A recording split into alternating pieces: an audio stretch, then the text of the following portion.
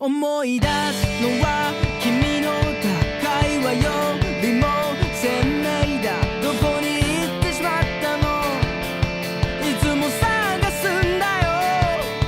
思い出すのは君の歌い笑う顔が鮮明だ。君に似合うんだよ、ずっと見ていたいよ。でも最後に見たいのはきっともう君の夢の中、もう一度また聞かせてくれよ。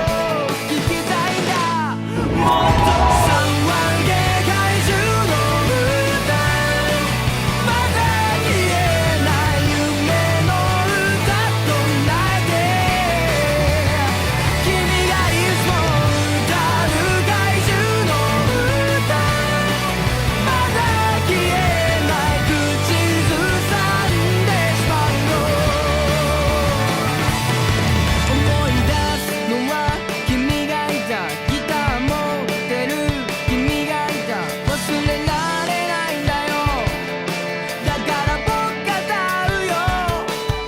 でも最後に見たいのはきっともう君の夢の中、もう一度また聞かせてくれよ。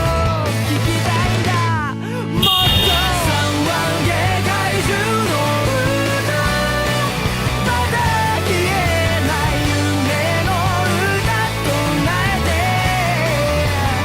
君がいつも歌う怪獣の歌、まだ消えない口ずさんでしまうの。落ちてく過去は鮮明で見せたい未来は繊細で